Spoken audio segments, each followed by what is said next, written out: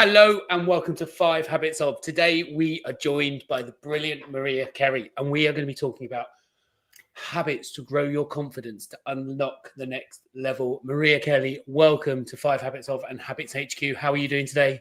Thank you. I'm doing great. Thank you very much. Cool. So before we get into it, do you want to give everyone a little bit of a taste of who you are? Who I am. Yeah. Yes. So I'm Maria Kelly, not Maria Carey.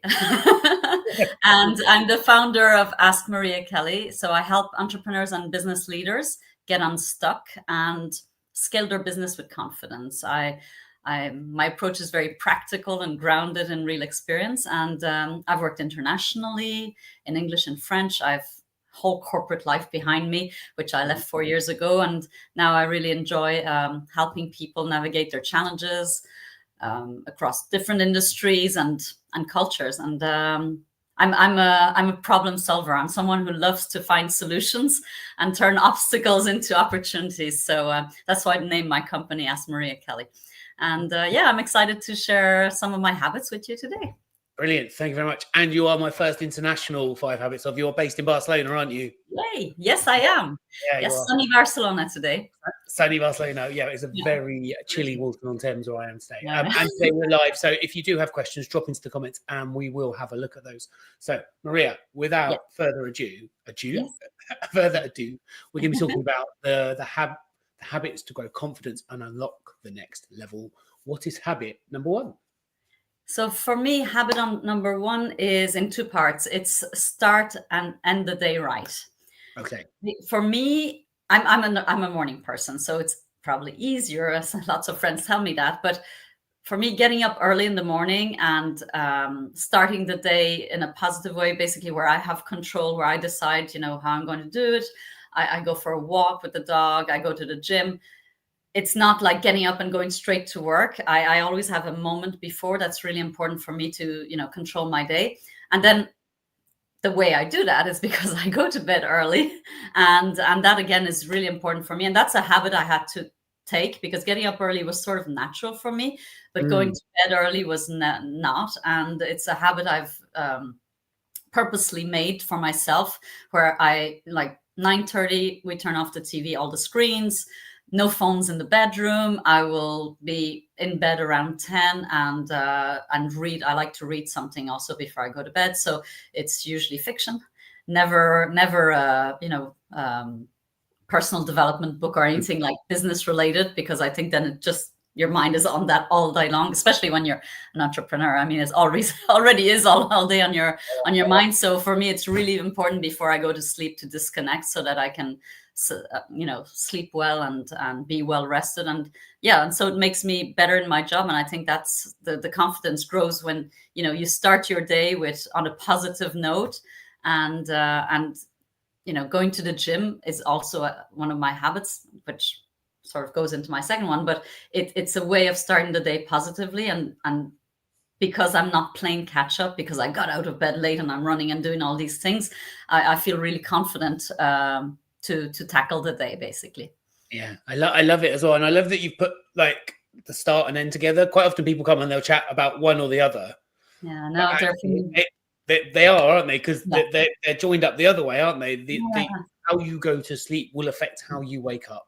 Yeah, exactly. Yeah, and all that is because I want to be able to sleep well, because I want to have the energy and I want to have the energy to tackle my day, basically. Okay, and how long did it take you to make that switch? Because you're in Spain, you're Spain as well. It's quite a late night economy going on there. So how did you make that switch? So I had this habit before coming to here. It has been a bit of a challenge here, where dinner doesn't start before 9. People eat late. They go out late. Also, sometimes they'd be like, inviting us to a party that starts at 11. And I'm like, yeah, no, that's not happening.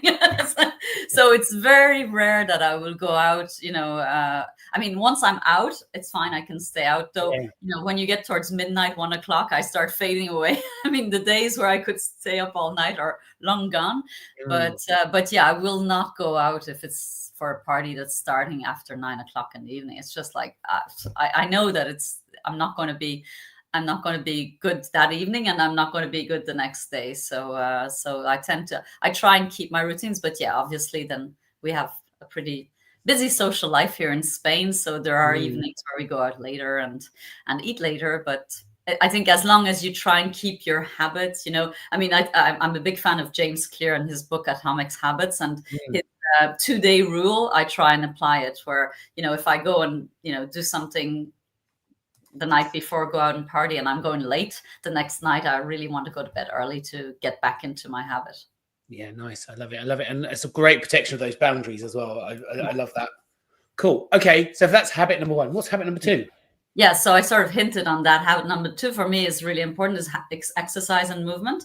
And I really started that when I moved to New York 12 years ago. We were moving from Geneva, where I used to go to gym, but on the weekend, sometimes in the evenings. And when I moved to New York, like everything just got, quicker, faster, more things happening. And my days were just really busy, and I never knew when I was going to finish. There was some traveling. So I knew that if I wanted to get exercise in, I had to start in the morning. So it's become a habit that exercise is first thing I do in the morning. And I know that if I don't do it, by the end of the day, I'm just going to be like, oh, I'm too tired, or I have something else to do, or I want to go out, or I want to drink.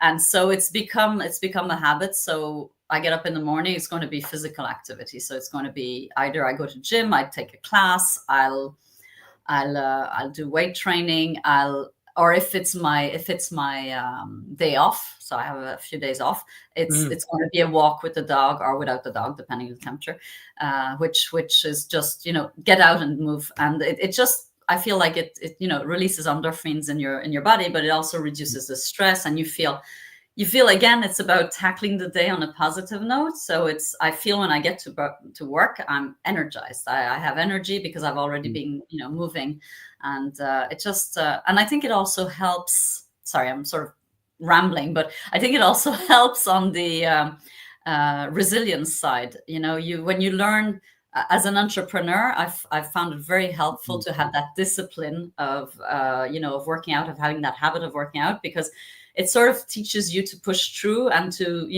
do the reps and the consistency. Because as an entrepreneur and business owner, there's moments where you feel like I'm doing it, but nothing's happening. Yeah.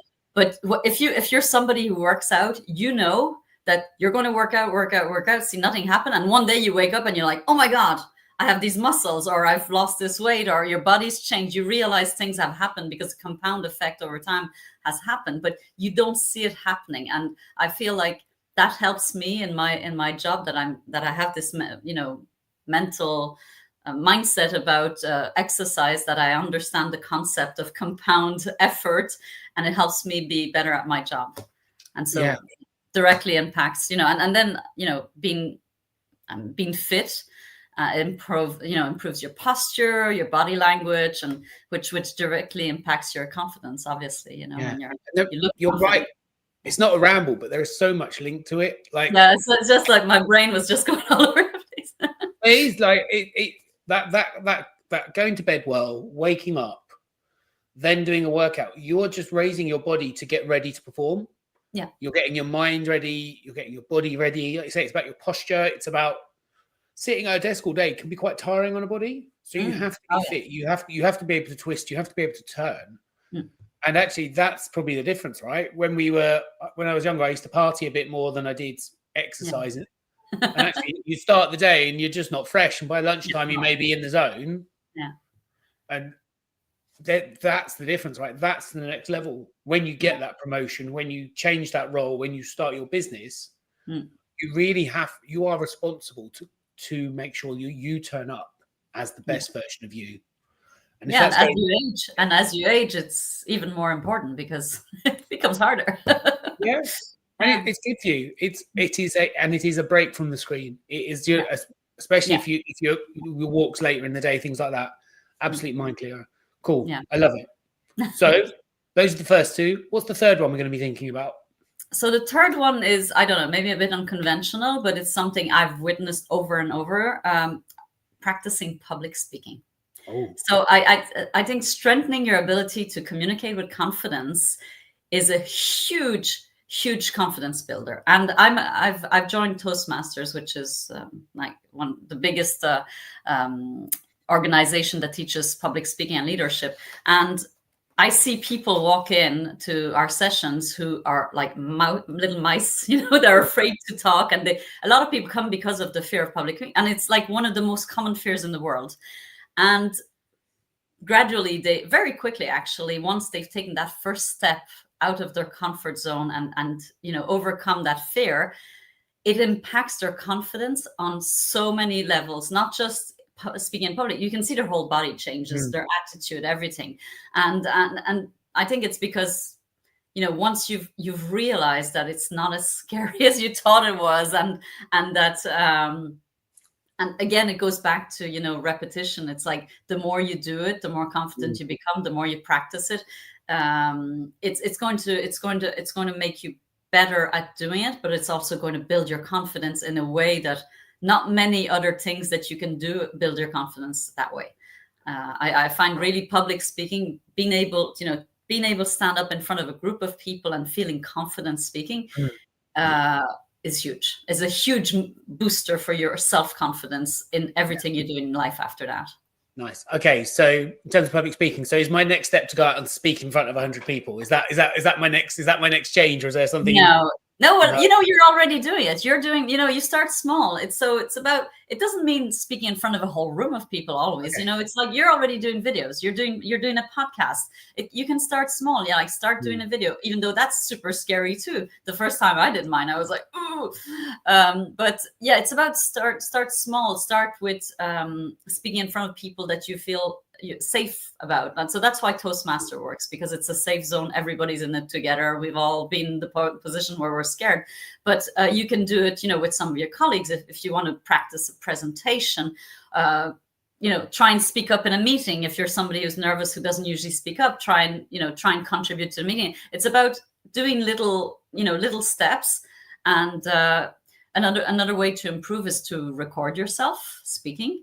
And that's pretty brutal also, but it's a great way to improve personally, because we're our biggest critics. Everybody can give you feedback, but you're going to be the hardest on yourself. And so to film yourself speaking is a great way to pick up on things that you don't like about the way you talk or your body language, so there's a specific exercise we tell people, specifically in public speaking. I coach people for that also. It's you film yourself, then you look at the video without the sound. So you look at your body language, then you listen to the video without the image. And that's when you start picking up on things, maybe words you say that are repetitive, like we call them filler words, such as like, so, and the words that people put in when they don't know what they're going to say. And I just did it. and then the last thing is, like, you can also print a transcript of your video to see, because that's super interesting too. You realize how your language goes all over the place. So those are little ways to improve public speaking specifically. But to build your confidence, I think just the fact of showing up and trying to practice speaking in front of people is a huge booster for your confidence. Yeah, nice. I love it. And there are so many tools now that can help give you that feedback. Exactly. Any recorded meeting, you've got a recording, you've got a transcript, and a lot of the tools now actually you can ask them questions about how you can improve your questions and clarity. Absolutely. So it's all absolutely out there, and I think it's an exciting time to be in this space, although scary, because there are things coming for your job, but you need to work out how you show up and how you use them. Absolutely, and how you leverage the tools, because the people that are going to succeed are the people that are going to leverage them and level up to get those next levels of confidence. I heard a really interesting, side note, but a really interesting keynote about AI in a conference last week here in Barcelona, where the keynote speaker was talking about, he was saying, compete with AI, but with AI, don't compete with AI. It's like use AI to compete in the world, in your business. And I thought that just makes sense. Everybody's talking about competing against it, but actually, no, use it to compete and to become better and to create new things, innovate. Brilliant. I love it. Okay, so we're halfway through. What is habit number 4? So habit number 4, it's a bit attached to the previous one, where, again, I think often the reason why people are afraid of speaking in public is because of this little voice that tells you that you can't. And we all have that little inner voice, and especially when you're starting a business, it's there a lot. I still hear it, where sometimes I'm like, oh, is this not like the worst decision I've ever made? Am I really able to do this? Can I, and we all get this. But I think creating a habit of managing that inner voice and I'm not going to say shutting it down, because you never really shut it down, but how to live with it and how to manage it is really important. And for me, it's about getting that habit that each time it comes up, it's challenging it, challenge the little voice. And I have a trick that I use. I've given my little voice a name. So I've given it the name of a teacher who used to bully me when I was in school and who used to tell me I was a loser. And so I thought that was pretty appropriate to give her the name. So I've given this little voice the name Michaela. And whenever this little voice shows up, what I'll do is like, well, first of all, I'll say, well, wait a second. Is it true what she's saying? Is it true? Is it true that I can't do this? And then I'll sort of pull out, the evidence of actually, no, it's not true, because I've done this before, and other people think I can do it. That's why they hired me. Or, you try and pull up all the evidence that proves. And then if it's still nagging you, at some point, you just have to tell it, shut up. So I said, shut up, Michaela.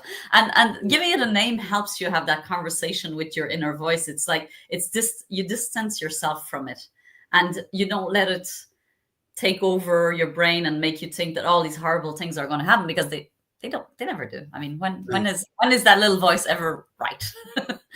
So it's learning how to, how to put yourself first, and like not letting whatever might be influencing that little voice take over your life. Yeah. And that's about the habit, right? Because that fear is a trigger. Yeah. And then how you respond is the next part. And if you can depower it by calling it Michaela, for me, it's when I feel something, I take a couple of breaths to slow my thinking down. Yeah. And then go, right, what am I feeling? Why am I feeling this? Yeah. What is the next thing I should do? Yeah. Yeah, it's about acknowledging it, not just letting it sit there and pretending it's not there. It's acknowledging it and managing it. And for me, it works to give it a name and to show it, to tell, to have this sort of conversation in my mind saying, really, is she right? I'm not sure she is, because actually I can remember that actually I've done this kind of thing before and I did fine. And so it's finding what works for you.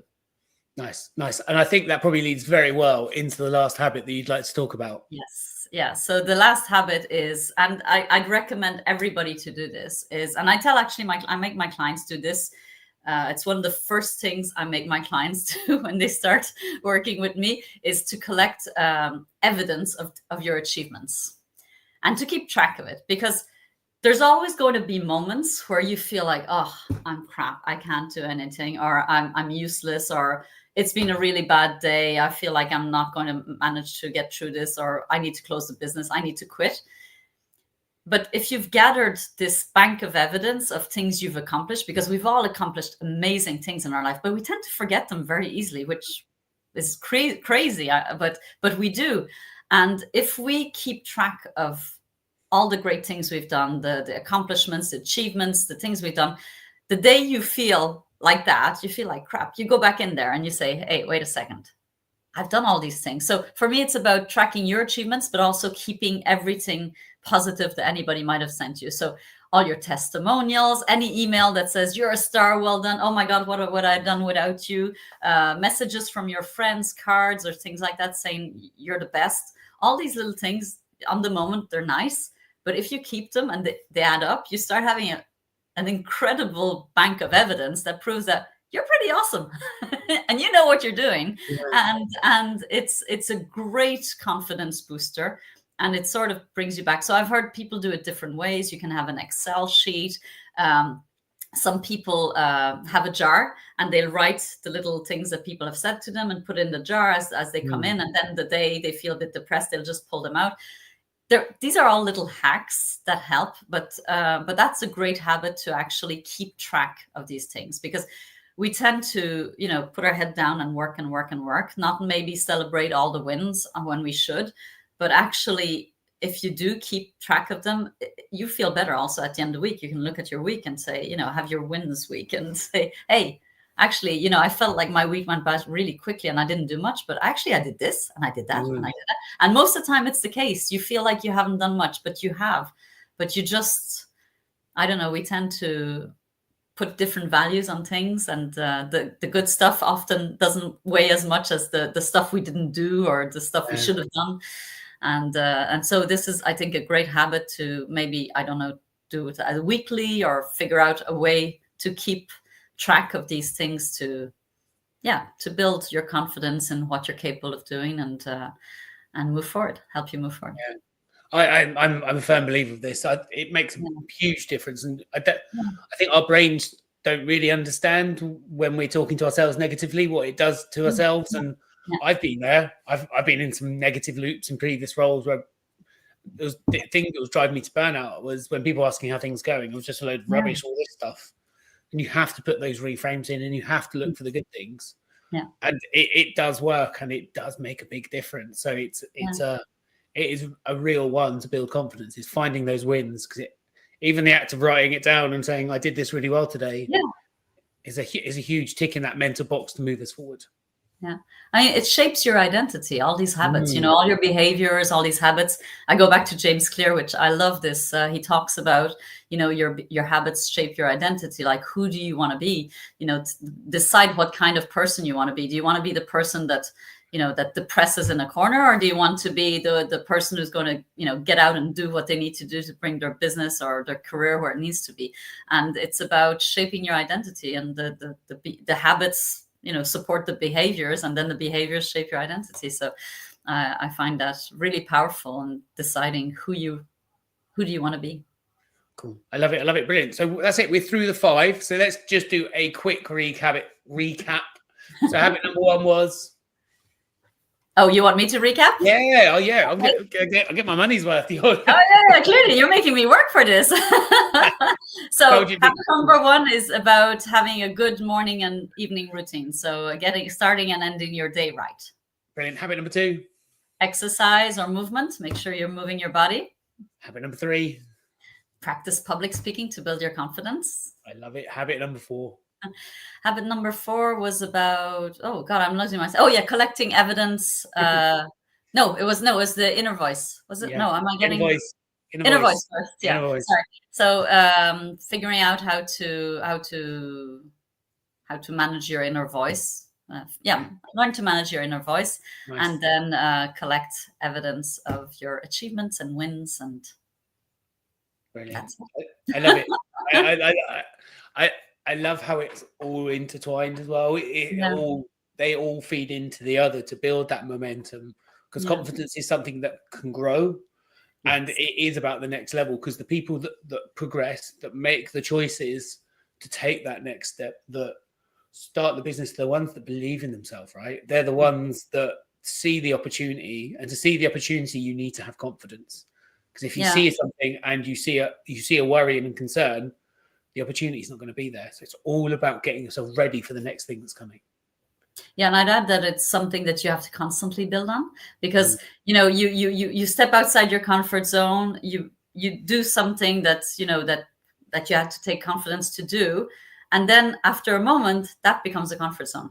So it's about, you need to constantly to build your confidence constantly. You need to constantly be pushing yourself a little bit and stepping outside these.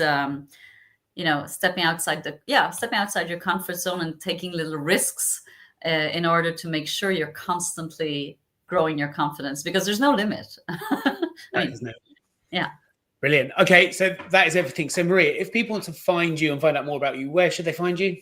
I'm on LinkedIn every day. I mean, except the weekend, but I'm on LinkedIn. That's the place to go. And my handle is Ask Maria Kelly. Nice. And is there anything in particular you're working on or about to launch that you want people to know about?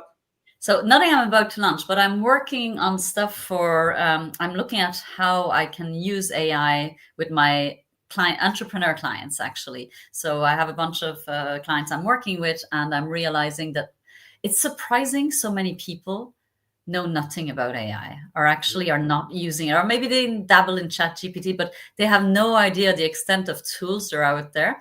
And so I'm working on putting together maybe a program or something around helping entrepreneurs understand how they can use AI in their business and how it can help them grow. Because I mean, financially, it's a no-brainer. You know, when you start your business, you don't have any money, and you can get like loads of tools for very cheap. So it's absolutely for me a no-brainer to help my clients with. Cool. I love it. I love it. Brilliant. And so what about you, Michael? What are you? What about me? So I am about to launch the next wave of the Productivity Pod. It's going to be starting the 21st of March, which is really exciting. So that's about having an idea and over 9 weeks bringing it to life. And what we do, wow. It's really exciting. What we do is we build the thing that your business needs, but along the way, we build the habits of productivity. We rethink how you get things into the world, and we dive into procrastination, self-talk, all the things that actually slow us down. And it comes from, I used to be in a world of, in a prop tech world, software, where we worked in Scrum cycles. So every 2 weeks, we have something tangible in our hands. And this Productivity Pod is about tangibly each week building something, having something that you can hold at the end of the project. End of the week. And it's just about that. And I love watching people grow. And it's as much about habits and productivity as it is the thing you're building. Yeah. And it's just a brilliant experience. And that's starting the 21st of March. If people want to find out about that, they can drop me a line. They can sign up to my Productivity Prod, which is my newsletter, which is not a newsletter, but I have to call it a newsletter so people understand what it is. But there's a fortnightly Productivity Prod that arrives in your inbox and keeps you moving forward in the year. And they can come find all these recordings on YouTube as well. So they can come find the channel. They're almost broke the 40 mark on there now. So it's getting to a really exciting number. Yes. Maria, thank you so much for joining me today. Thank you for having me. Like I said, if anyone wants to watch playbacks, anything like that, they will be available. Thank you, Maria. Have a brilliant day. You too. Bye.